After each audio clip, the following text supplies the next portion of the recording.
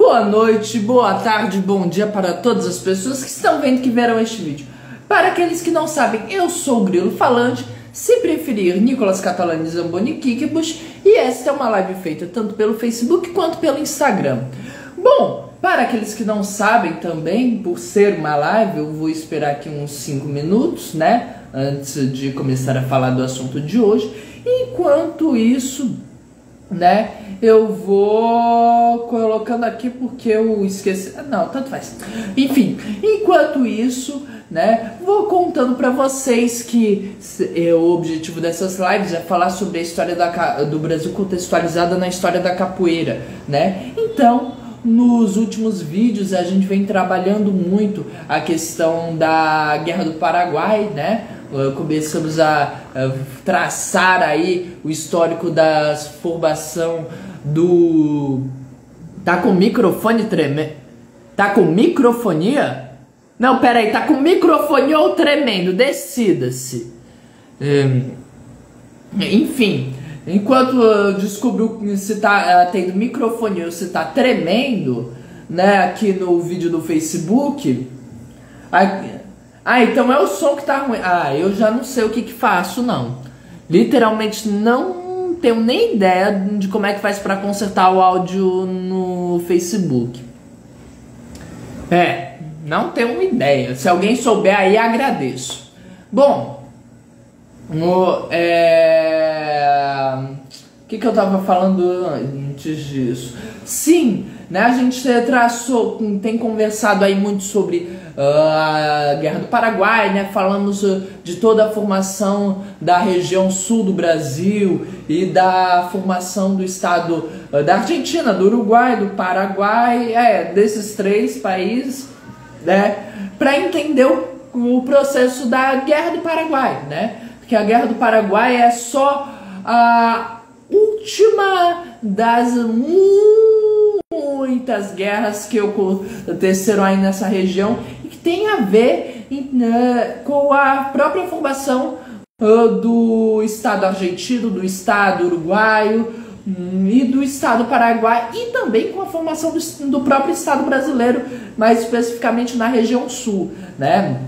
E aí... a gente, depois de falar da Guerra do Paraguai, falar da participação dos capoeiras na Guerra do Paraguai, né, algumas histórias de guerra, por assim dizer, a gente conversou sobre o impacto, né, da Guerra do Paraguai na capoeira, né, e como foi o retorno, né, dos soldados paraguaios, ótimo, dos voluntários da pátria capoeirista voltando para o Brasil, né, com um foco direcionado aí para o Rio de Janeiro, que é onde eu admito que tenho mais leitura, né?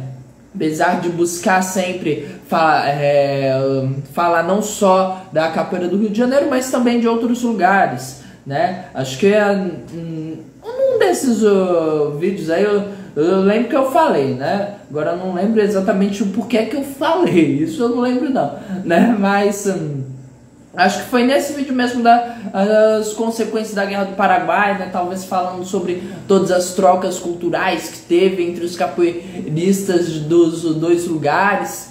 Eu não tenho ideia do que significa um som tremer, falando bem sério mesmo. Porque pra mim o som é tremido por sua própria natureza. Afinal de contas, o som nada mais é do que as partículas do ar se movendo, né, e tremendo.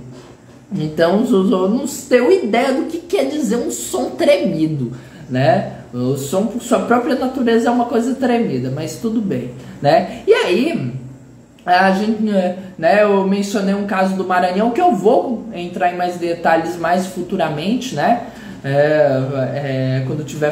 Quando eu for falar da capoeira do Maranhão, né, que tem umas coisas muito interessantes a serem pensadas da história da capoeira do Maranhão, mas enfim, né, e aí nisso a gente desemboca nas eleições de 1872, né, que é uma coisa assim, extraordinária, né,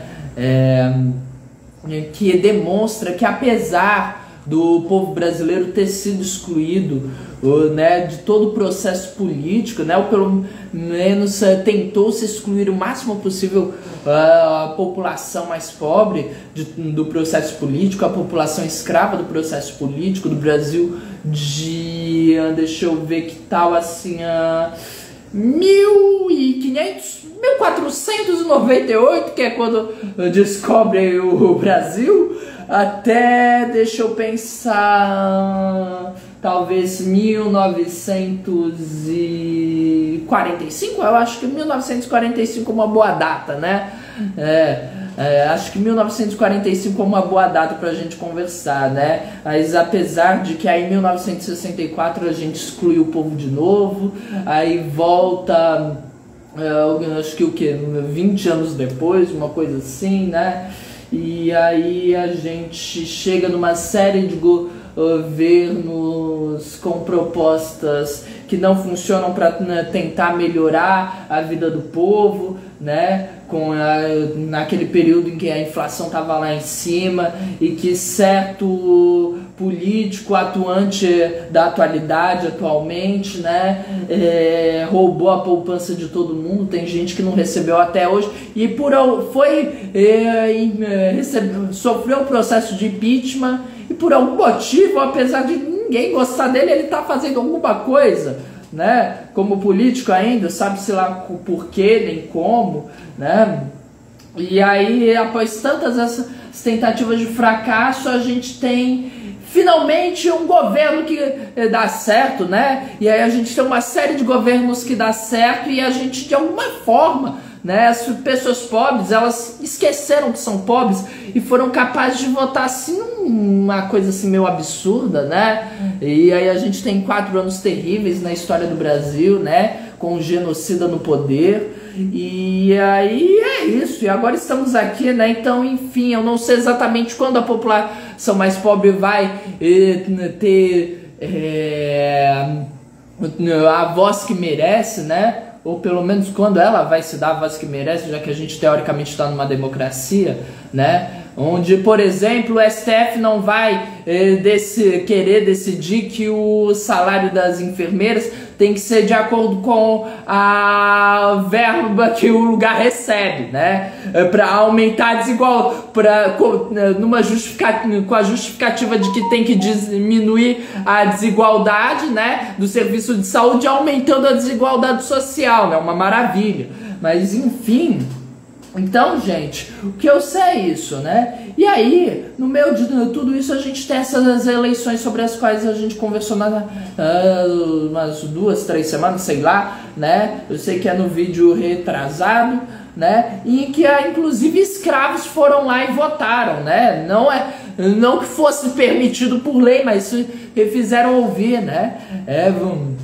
E aí a gente tem no meio dessa história como uma das figuras centrais, são a figura central, o Duque Estrada Teixeira, né, o Nhonhô da Glória, como os jornais da oposição zombavam dele, né? E o Nhonhô da Glória, que foi o cara sobre o qual a gente conversou no vídeo passado, era assim extraordinário, né? Era um cara à frente do seu tempo em muitos aspectos, à frente do tempo atual em muitos aspectos, afinal de contas só se passou mais de 100 anos, né? E a gente ainda não conseguiu fazer metade da população praticamente entender que a educação é uma coisa importante. É só ver quantas pessoas foram capazes de votar naquele energúmeno que praticamente todo dia estava atacando universidade pública, estava todo dia atacando o sistema público de educação, né, que quis taxar o livro, aquele energúmeno, né,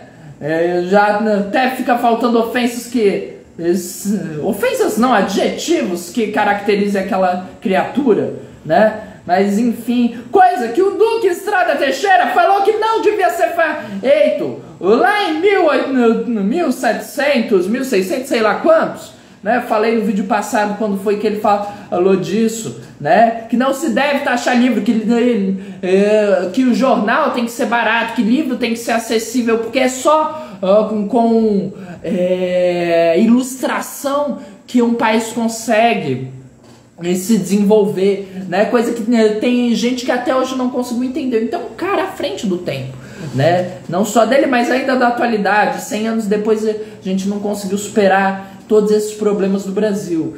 Mas, apesar disso, Duque Estrada Teixeira não era um cara perfeito, né? Como eu tinha dito no vídeo passado, eu até queria gostar dele, mas ele já começa que o partido dele era conservador, né? Porque não é aquilo, o cara era filho de ricos, de político de carreira, né? Neto de político de carreira, né? Então é claro que o cara foi se filiar logo no Partido Conservador, né? E assim, apesar disso, né? Apesar deste defeito, né? Ele sempre defendeu aí a educação e por isso eu tiro meu chapéu para ele, falando bem sério mesmo, né? E ele tem uma participação muito importante na história do Brasil, né? Inclusive sempre defendeu também a capoeira, né? Coisa que tem gente que se bobear até hoje ataca, né? Se bobear não, com certeza tem, né? Então, gente, o Duque Estrada Teixeira ele vai se filiar ao Partido Conservador em 1963, né? E vai se tornar logo um dos mais firmes baluartes do partido dele. E como eu já tinha dito na semana passada, né? O cara era ambíguo, então não vamos julgar ele simplesmente por causa disso, né? O cara era um capoeirista nato, né? Como eu tinha dito no vídeo passado, né? Então ele, ao mesmo tempo que foi membro ativo do ultraconservador Gabinete Caxias, ele era amigo do Ferreira de Menezes, que era jornalista negro e abolicionista, que fundou a Gazeta da Tarde, que é o jornal em que se inicia a campanha abolicionista no Rio, né? Então é um cara ambíguo, né? E assim, na carreira política dele, que é o foco do vídeo de hoje, né? Ainda que a gente não vá falar só de política, né? A gente vai entrar ainda na capoeira aqui, né? Ele vai ser eleito várias vezes deputado, juiz de paz, né? Vai ser deputado pelo Rio de Janeiro na 14ª, 15ª, 16ª e 18ª legislaturas. E vai ser eleito juiz de paz para a Freguesia da Glória em 64 e 78, né? Ele vai ser um dos que vai discordar da forma como a lei do ventre livre foi feita, porque como a gente vai conversar em vídeos futuros, né, para isso entender o processo da abolição da escravatura no Brasil, a lei do ventre livre ela foi cercada de um monte de polêmicas, né, e assim, teve gente inclusive que votou contra a lei do ventre livre porque não foi ele que fez, falando bem sério mesmo. Tem gente que era abolicionista, mas votou contra porque não achava que o partido dele que tinha que ter feito essa lei, né? E assim, por que ele votou contra a lei do ventre livre? Não sei. O que o Carlos Eugênio diz é que ele votou por conta por conta de alguns dispositivos da lei, né? E até aí, gente, sinceramente, a lei do ventre livre foi uma canalice gigantesca, né? Assim, se dependesse dessa lei, o último escravo do Brasil ia ser liberto, né? O último filho de ventre escravo ia ser liberto só nos anos 50 e olhe lá, né? Então, assim, falando bem sério, era uma canalice gigantesca, né? Então, não sei contra que dispositivos especificamente ele foi contra, né? Mas sei que ele foi contra alguns dos dispositivos da lei do ventre livre. Então, aí ele vai fazer parte do que vai ser chamada de dissidência, que foi liderada a dissidência do Partido Conservador, né? Que foi liderada pelo conselheiro Paulino Soares de Souza. Que apesar de os conservadores serem todos canalhas, né, serem contra a abolição da escravatura, serem a favor do latifúndio, o monocultor, escravocrata, né, quem fez a lei do ventre livre, quem aprovou a lei do ventre livre foram os conservadores, mas não porque são bonzinhos, mas porque sabiam que uma hora ou outra iam ter que votar ela e ela iria ser aprovada. Então parte do Partido Conservador, né, acreditava que a lei do ventre livre ia ser a melhor maneira, porque a escravidão ia durar até até os anos 50, né? Acho que a da última vez, não tem uma estimativa certinha aí, né? Se dá mais ou menos, né, que alguém fez, mas assim, da última vez que eu contei teria sido tipo 56, uma coisa assim, né? E então Enquanto outros achavam que não, a lei tinha os dispositivos que não iam ser bons e que teriam que mudar. Teve gente que era só babaca mesmo e achava que não temos que abolir a escravidão coisa nenhuma, né? Então aí vai ser formada essa dissidência do Partido Conservador.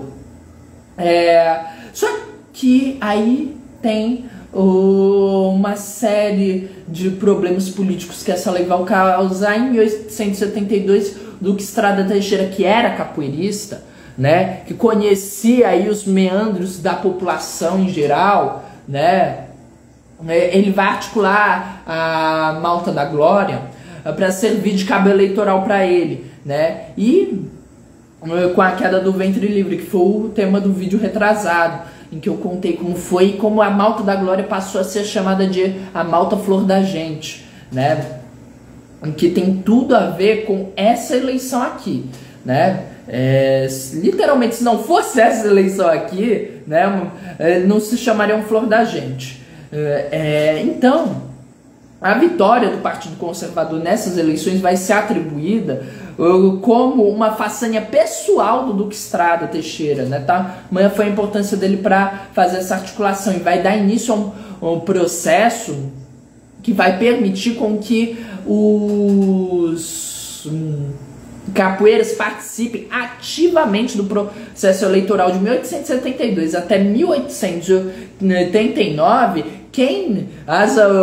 Os embates políticos, pelo menos na capital do Brasil, Rio de Janeiro, eram decididos não nos discursos das tribunas, não eram decididos com campanha política, não eram decididos com acordos políticos, eram decididos à base da navalha e da facada dos capoeiras, né? Então, o Carlos Eugênio, inclusive, vai chamar isso na dissertação de mestrado dele de o Partido Capoeira. Tamanho foi o peso dos capoeiras, né? E tudo começou com o Duque Estrada Teixeira, com a articulação do Nhonhô da Glória. Então, gente, só que aí então a gente vai ter a ascensão de mais um gabinete conservador, né? E em 7 de janeiro de 1878, Dom Pedro II vai se encontrar com o senador João Lins Vieira Cansado de Sinimbu, né? E que era um dos líderes do Partido Liberal, e vai pedir para ele formar um novo gabinete. Então os liberais vão subir de novo no poder, né? Naquele jogo que o Dom Pedro II conseguiu articular e manejar maestralmente, que é o que no Brasil ficou conhecido como parlamentarismo às avessas, né? Ficava uma alternância no poder de conservadores e liberais, né? Articulados aí pelo Dom Pedro II para acabar com as brigas que tinham entre os dois partidos, né? Então, com os liberais no poder, vai subir no cargo um novo chefe de polícia, né? O juiz de direito Tito Augusto Pereira Matos.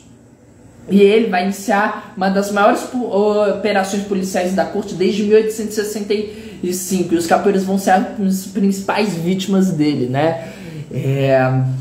E o Tito, né, é claro que vai caçar os capoeiras, mas os capoeiras, principalmente os naguas, que eram os capoeiras do Partido Conservador, né? Que bom que eu no vídeo passado ou retrasado eu não falei que eram os guaiamus, porque toda vez eu acho que os guaiamus que são dos conservadores, mas não, são os nagoas, né?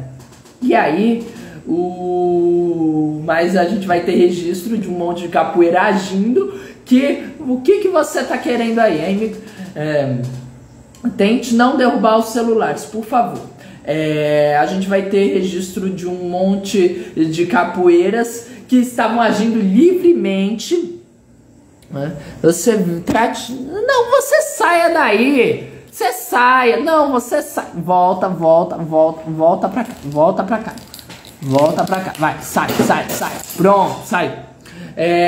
Que vão continuar agindo, né? Muito provavelmente se tratam de capoeiras guaiamuns, porque nessa época, mais ou menos aí por volta de 78, né, quando sobe, muito provavelmente os liberais vão ganhar as eleições graças aos nagoas, né? E aí é que a gente tem o ciclo aí dos guaiamuns e nagoas. Bom, e aí o jornal Gazeta de Notícias vai inclusive dizer o seguinte, no dia 25 de janeiro de 1878, vai lançar esse versículo: raiou no mês de janeiro um sol tão forte e quente que desde o dia 1º fez murchar a flor da gente. né?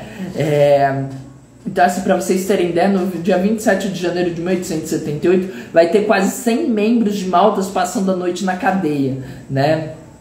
E vai ter, assim, um sucesso enorme essa campanha num primeiro momento, mas porque não estava sendo esperado. Mas, assim, lá para metade de fevereiro vai começar a desandar um pouquinho, porque os liberais vão começar a ser atacados pelos capoeiras, obviamente. Né? Os liberais não conseguiam mais transitar das áreas controladas pelos nagoas, né? E essa campanha ela vai visar muito pouco a Malta Flor da Gente, né? Apesar do versinho aí do jornal, porque porque essa é a Malta do Duque Estrada Teixeira. Então o que eles queriam era, quando for ter as eleições, a gente vai pegar todo mundo em flagrante e prender, né? Porque obviamente aquela história de não posso prender porque não foi flagrante, está em eleição, não posso fazer prisão preventiva, né? Aquela palhaçada que teve em 1872, é óbvio que isso é uma articulação do Duque Estrada para ninguém ser preso, né? Então, gente, um fato curioso é que em 12 de julho de 1875, Rato Molhado, que não está dentro desse período, né, um capoeira chamado Rato Molhado vai ser preso, né, e ele era um cocheiro que morava na Ladeira da Glória, né, e membro da Flor da Gente. Por que eu tô falando do Rato Molhado? Bom, vai ser porque um dos casos mais famosos, um dos últimos casos aí da Flor da Gente conhecidos, né, dessa época, antes aí da perseguição começar a atingir a Flor da Gente, né, vai ser de 17 de fevereiro de 1878, quando o comerciante Cardoso de Sá, que era um conhecido votante liberal da Freguesia da Glória, né, vai ser atacado por dois capoeiras da Flor da Gente, né. Um era o Rato Seco, né, Olavo Diogo de Brito, que era irmão do Rato Molhado, né, afinal de contas, né? O outro eu não sei quem que era não, né? Eu sei que o Rato Seco, que é irmão do Rato Molhado, é um dos capoeiras que atacaram esse liberal.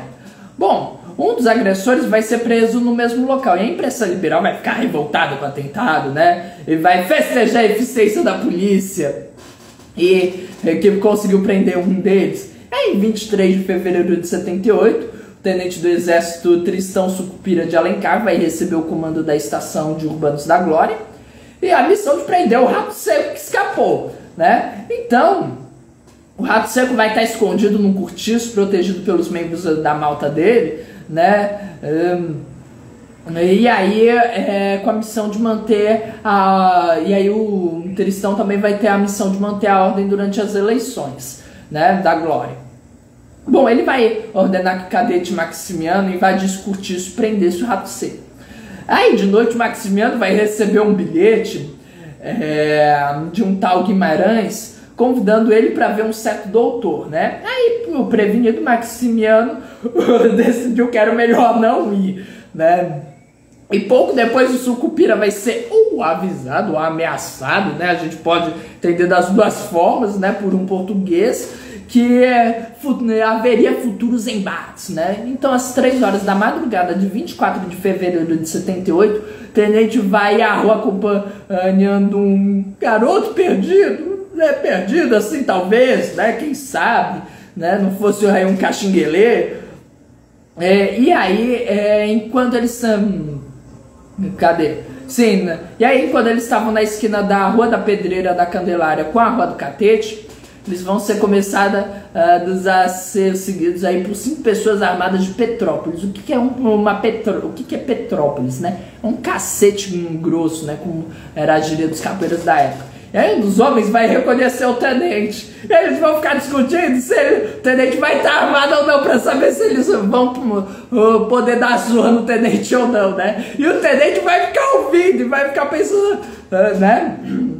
O tenente vai ficar ouvindo, vai ficar pensando o que ele vai fazer da vida dele, né? Porque a partir do momento que criassem coragem, era claro que o Sucupira ia apanhar, né? E aí eles ficaram discutindo, aí começaram a contar os casos deles com os encontros com os policiais, coisa e tal. E o tenente vai decidir evitar um confronto direto, né?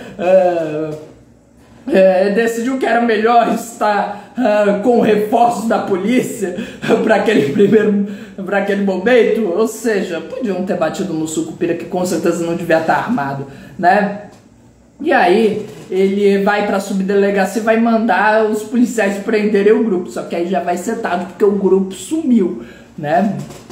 No dia seguinte, Sucupira vai assumir o posto na Matriz da Glória, vai chegar minutos depois de um conflito, né? E no caminho ele vai ter encontrado 3 soldados conduzindo um preso, e não apenas conduzindo o preso, mas também fugindo da malta de capoeiras furiosa, né? E aí ele vai decidir dar apoio aos soldados e levar o preso para a delegacia, né?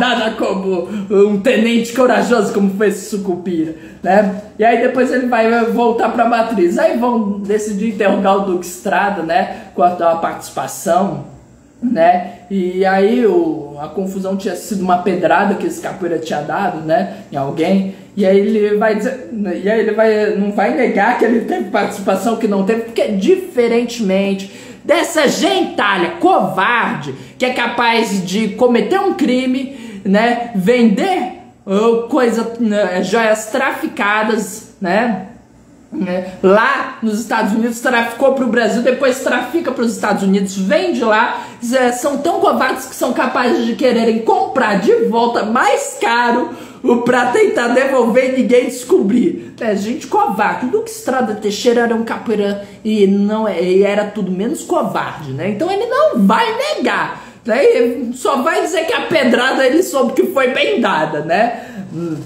As palavras exatas dele vão ser: a pedrada foi bem empregada, né? Então, enfim.